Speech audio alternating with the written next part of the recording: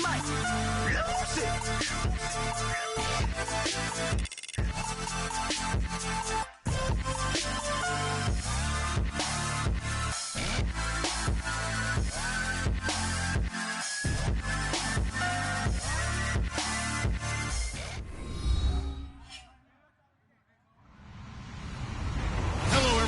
I'm Larry Ridley, NFL on EA Sports. Today's matchup features two teams looking for a win. It's the Buccaneers coming in at 3-1, going up against the Redskins, who come in at 2-3. The opening kick is straight ahead, so it's time to turn it over to my colleagues, Brandon Godden and Charles Davis with the call. Gentlemen. And we're about 5 miles northwest of downtown Tampa at beautiful Raymond James Stadium near Florida's Gulf Coast. Today we've got a matchup here in pivotal Week 7 between the Washington Redskins and the Tampa Bay Buccaneers.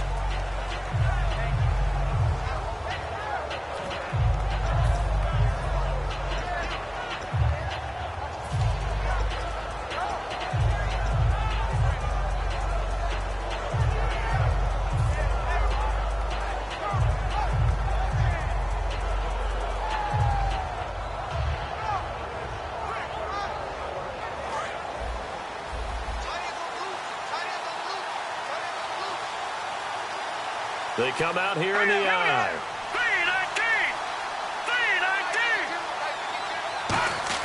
They go play action here on first down. Nowhere to escape, and he goes down. Noah Spence in there to make the sack. He buries him for a loss of 10.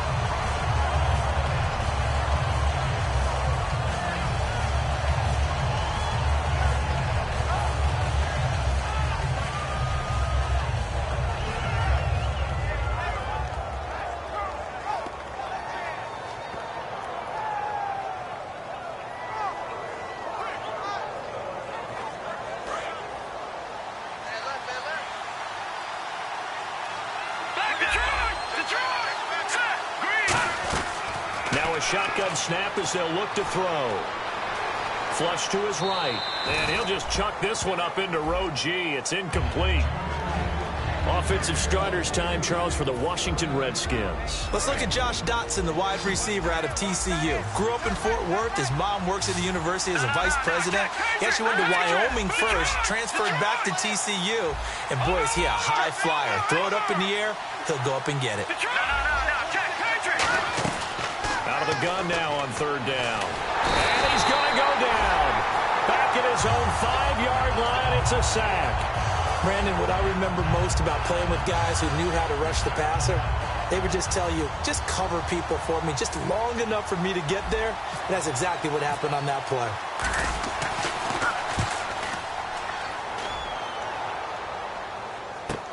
Taking it about the 36. Nice job bringing that one back. 14 on the return. And the Bucs.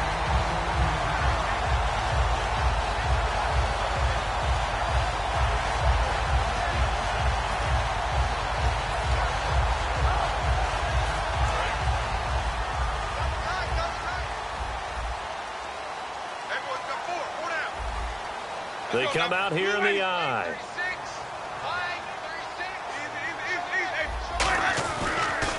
And he'll give it here to his running back.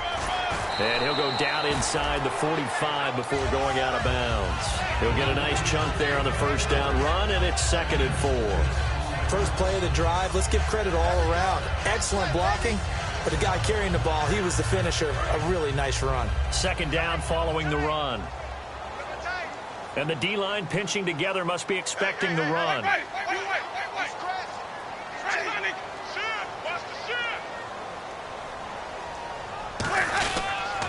Now they'll run it on the toss. And he gets it inside the 35 and just shy of the 30. A really nice pickup of 14 yards, and it moves the sticks.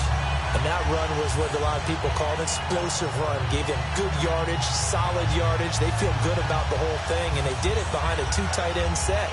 It's always interesting to watch what offenses want to do with the 2 tight ends. Sometimes they line them up together for a power set. Sometimes they put one on each side of the line of scrimmage to balance things out. No matter what, though, when you see 2 tight ends on the field, your first thought is to think run. In this case, the offense was able to run successfully. Give them 3 on first down. It'll set up a 2nd and 7. And Jenkins is a guy in this offense that I know you like to talk about. Absolutely love to talk about Austin Seferian-Jenkins. His ability to play in any position, whether it's as a wide receiver or as an inline tight end, his versatility, some of the best in the league. You even gave him the full name there. Austin Seferian-Jenkins. He is the real deal. On 2nd down, Martin. And he's able to get it to the edge of the red zone at the 20-yard line. Coach hinted to us that we may see some old power football here in this game. We got a taste of it on that first down run. I love how he hinted it to us. And then when we were watching practice, we were watching what they call inside drill with the offensive and defensive line. And they kept putting more defenders on the other side and saying, block that. I don't care how many guys are in there. I want to run the football this week. And, boy, it has paid off for them in this game. And brought down, but not before they get it inside the 10 to the 7. A solid pickup at 13 sets them up 1st and goal. Whenever we meet with coaches and they always talk about wanting to establish running the football, it's oftentimes with a good tight end who can control the line of scrimmage and the point of attack, and they're becoming harder to find because the colleges are giving us a whole lot of receiving tight ends, former wide receivers who can run, not necessarily block very well. In this case, though, we saw 2 tight ends on the field, both of them with the ability to block, and he ran the ball successfully behind that power set. That gets him 3 yards closer here as it brings up 2nd and goal. And now a look at the Washington defense. Josh Norman was not a first-round pick when he entered the NFL, but he always thought he should be. Never lacked for confidence, and now he plays at a Pro Bowl level. Trying to run it in with Line, the fullback. And he's in. Touchdown, Buccaneers. Zach Line, his 2nd touchdown on the season. And the Bucs have taken a first-quarter lead. And he's able to put it through.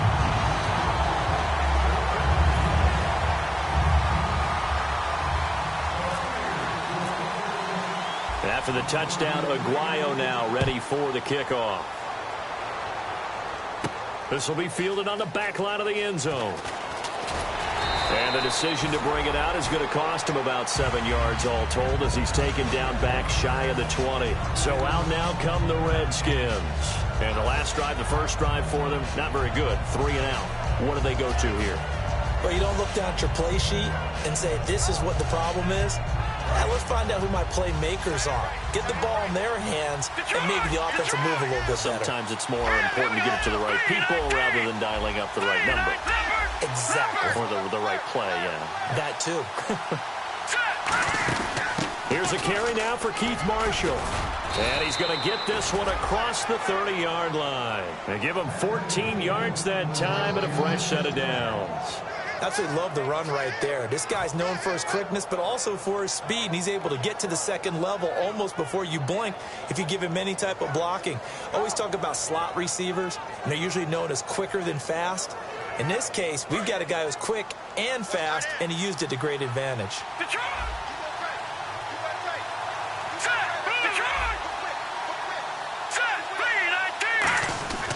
They stay on the ground. This is Marshall again. Just a yard on the first down carry, so it's 2nd and 9. The starting 11 defensively for Tampa Bay.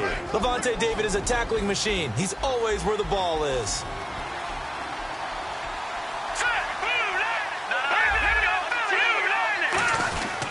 They'll run with Marshall. And they get him down, but not before he takes it across the 40-yard line. Give him 11 yards that time and a new set of downs. All right, it's football 101 to know that the quarterback controls just about everything on offense, but a lot of times what gets missed is that the center controls line play. He has to communicate to the guards and the tackles what type of front they're facing, how they're going to block it, and what adjustments need to be made sometimes on the fly as a defense will shift. give the center a lot of credit because for the most part, he's got big defensive linemen over his face all game long. They just got to try and block and protect his quarterback and create space for his runner. In this case, he did a really nice job of communicating and executing.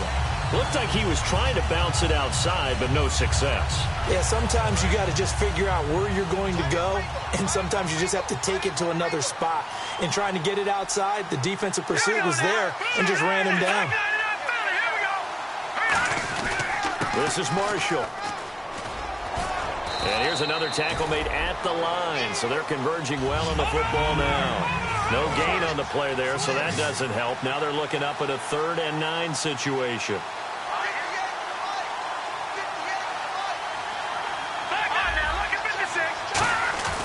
Here's a play fake as they set up to throw. Oh, the Buccaneer pressure too much. Down he goes. Noah Spence in there to drop him for his 5th sack of the year. Here's Tressway now. On for his 2nd punt. He'd take a repeat of his 1st.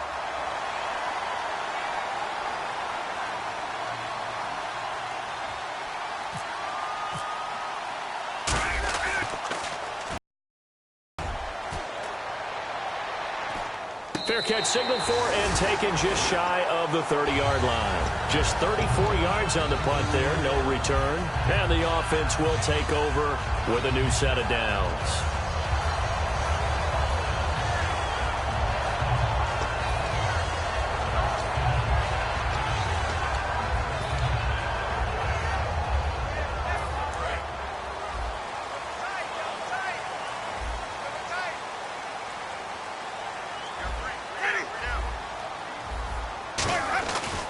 And they'll go ground game here with a tailback. He takes this from the 30 to the 34.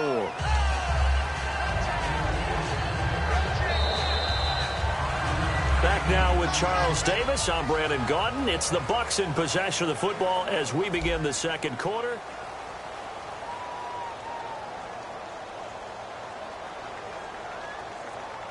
So we've got a 2nd and 5.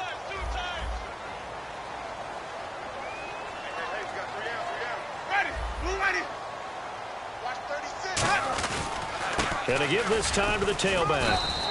It's a pickup of 6 and good enough to move the chains. That was a good, nice, crisp run for a 1st down. I wonder if the defense might have been loosened up a little bit, maybe anticipating a pass instead of the run that they got. So the run gets them the 1st, and now they operate with a fresh set of downs.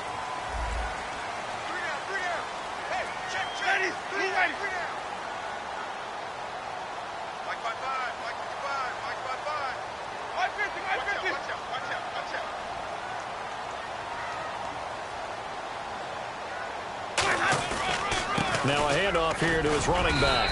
And he takes it past the 45 and down at the 46.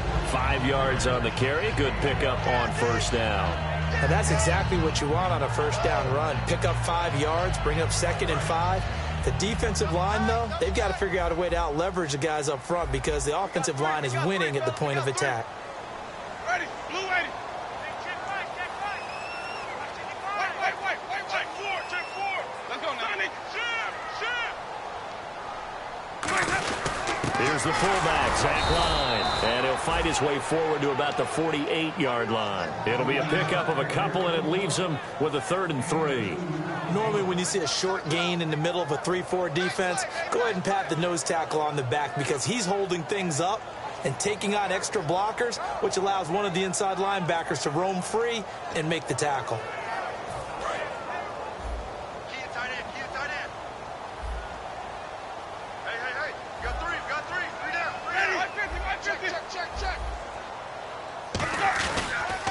Now they'll run it on the toss. And he's able to get the 1st before he's taken down at the 36. Charles, I know it's hard when live bullets are flying, but you cannot keep your hand up around the face mask area. It is absolutely inexcusable nowadays. We talk about target areas all the time. You have to aim lower so that your hand doesn't get involved in the face mask. And now a 1st down following that long gain.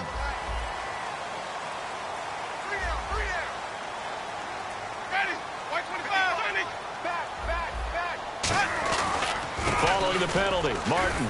And he's going to fight his way forward here for a modest gain. Give him 5 on the carry there, and it'll be second down. Frustrating for a defense, energizing for an offense. Finding a way to create that type of yardage in your running game, that'll make the guys carrying the ball very, very happy. 3 down. Ready. Blue ready. Now a handoff looking right. They pick up 12 on the play there, and they move the chains. I love when a play results in a game that I can actually kind of fall back on one of my favorite adages, and that is anytime there's a run over 10 yards, it means that the offensive line did its job, but you know who else did? The wide receiver. Because the first 7 yards kind of belong to the offensive line and the running back. Anything after that means the wide receivers did a great job of blocking downfield, being willing to mix it up, and give them some more space to gain additional yardage.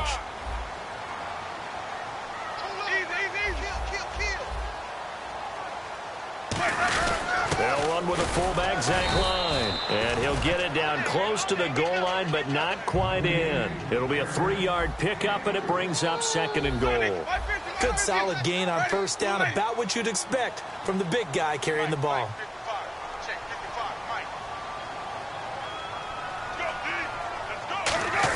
They'll run with a fullback line. And he'll take it into the end zone. Touchdown, Tampa Bay. Zach Line, his second touchdown of the game, his third on the year. And the Buccaneers here finding a way to stretch their lead.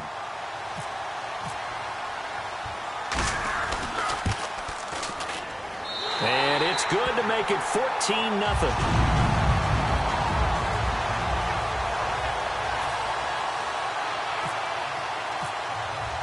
After the touchdown, Aguayo now ready for the kickoff. This fielded a few yards into the end zone. And he'll wind up about 4 yards shy of where he would have been if he had taken a knee, as they'll start at the 21-yard line. A look at Washington as they come onto the field. And with this deficit, you can't have too many more drives like the last drive where you had to punt it away. You know what I would tell my offense right here? The punter doesn't exist, guys. He doesn't even exist. He's not a team anymore. I just cut him, all right? So you've got to go out and create some offense for us here and give us some points. No way does that guy get on the field on this drive. Poor punter. Yeah, it wasn't his fault. But hey, listen, there's got to be casualties at times. We're trying to win a game. They hold it to only 2 there on the screen. It's second down. So many things have to come together just right for a screen pass to break for big yardage. The blocking, the timing of the pass to the runner, everything has to fit together just right. But on that play, the defense was able to disrupt things and hold it to a short gain. If you run an out route, it's likely you end up near the sideline. And what did we just see there? You got it. The benefits of practice. Toe tapping, foot dragging, picking it up, and making sure it was a catch.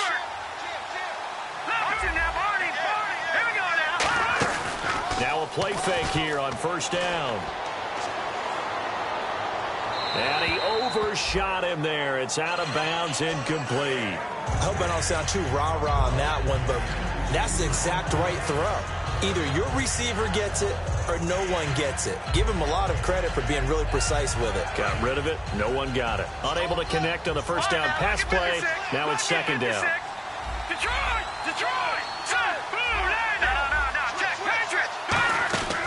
They'll stick with the passing game as he looks to throw. Incomplete. This is Albert Wilson. And getting this just shy of midfield, they'll spot it at the 49. Never make the mistake that the slot receivers, especially the little guys like we're watching here, are just quicker than fast. A lot of them combine quickness and speed, and they catch a lot of footballs, as we just saw there. He'll look to throw. 1:58 to go in this first half of play. We'll come back to Tampa after this timeout. 10 yards still left on second down. Set! Green, 39! Over! They'll look to throw again. This one complete to Jordan Reed. And he gets this inside the 35-yard line. And now the passing game here in the second quarter starting to heat up a little bit. Don't you feel the rhythm starting to happen, right? You see it. Now the confidence is starting to rise. I think now as a play caller, because that has happened, you lean on it a little bit more. You don't go totally away from running the football, but you do say, guess what? We can throw it. We can throw it well with a whole lot of confidence. Shift together here from the D-line. They'll set up a throw. Now they set up the screen. That's complete. It's a gain of 4 there, and it gives them a new set of downs. In order for a screen pass to break big, a lot of things have to come together and be well executed, but all it takes is one small thing to go wrong and keep it from being a big game. Here we go now. Blue landing. On first down, he'll drop to throw. And this is caught at the 8. And eventually brought down, but it's near the 5 at the 6. I know many people like to throw to the tight end, maybe in a little flexed out position because he creates mismatches with his size. The slot receivers do the same thing with their quickness, their speed, and their route running savvy. Only a yard that time, 2nd and goal. And the offense moving quickly to the line. Now let's go. 3-19. 3-19. Good. No. Check. Looking to throw. And he slings one that's incomplete. I know in every game we do, we talk about momentum. That was a momentum play lost. And now there could be a letdown because they didn't get the interception. Yeah, you could almost hear the collective gasp on the sideline as he could not come up with that football. And now for the offense, this is play number 11 here on this drive. And let's see, 6 defensive backs out there. They're on the dime here on 3rd and goal.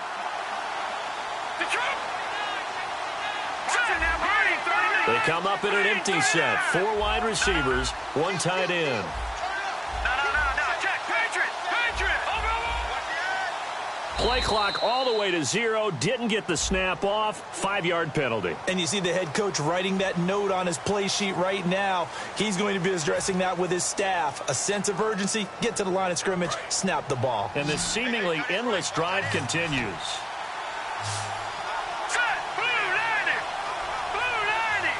Defense showing blitz. No. Check. Patriot. Let's go. They'll look to throw on 3rd and goal. Flushed out right. And he fires one that's intercepted. Picked off by Dominique Rodgers-Cromartie. And he'll be brought down at his own 10-yard line. Here comes the Tampa Bay offense now heading back out onto the field. And we'll see how this is played. Offensively, they've got the lead. Not a whole lot of time left. What do you think, Charles? Well, it's tempting to try and add to your lead, but a mistake there, that could change things in a big way. I say go ahead, take the knee, get on out for the half. They come out here in the eye. Watch the twist. Easy. Check the hot read. Ready. Check. And they'll try the ground game here with the running back. And a short gain here across the 10 to the 12. 2 yards on the carry there. It'll be 2nd down. And they're going to speed things up here. That's a good play by the guys on the defensive side of the ball. Held them to a gain of 2.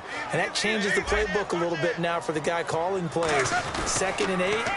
Now he's got to probably think about going to the air instead of maybe staying with the ground game. He's going to wind up and air it out. That'll be incomplete with 9 seconds now showing on the clock.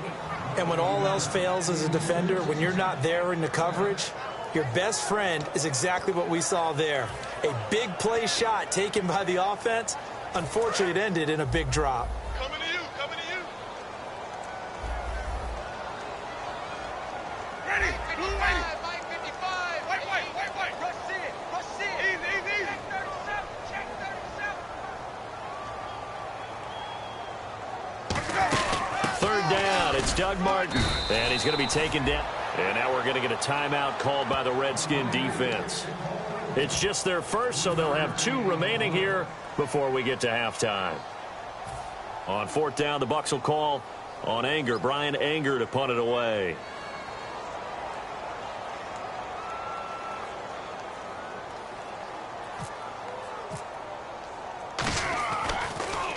This is away and a very good kick angled for the sidelines. And where will this be spotted? The side judge says it went out just across midfield. The Redskins offense now, they get set to take over here. And from this spot in the field with the clock where it's at, you think we're just going to see a knee and that's it? And I think in this situation, that's the proper play. But we do know there's some risk takers out there that may want to take one more shot before the clock runs out. Looking deep downfield. Into double coverage, and it's intercepted. Picked up by Alteron Werner. And he will be... What's that? Now? Oh, we're back. Okay, well, something happened to Larry in the halftime show, I guess. We're ready for the third quarter. Let's go.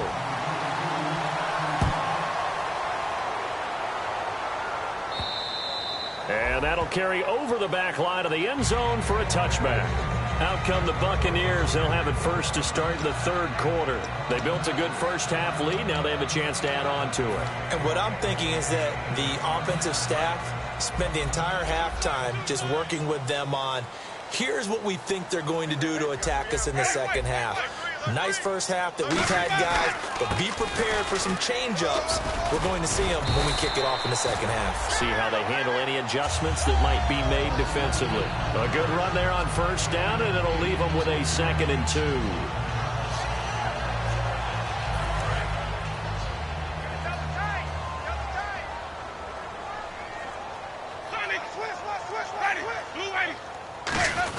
They'll try and run with their fullback. And he'll bring it up here to right at the 40-yard line. It's a 7-yard gain there, and it's good enough to move the chains.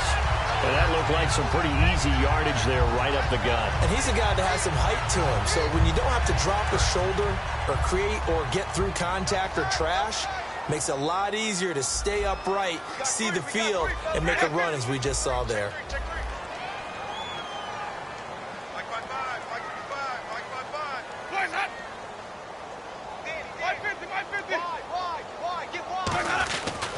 And they'll go with the ground attack here. And a cutback right sideline. Touchdown, Tampa Bay! Herman Moore, his 6th touchdown of the season.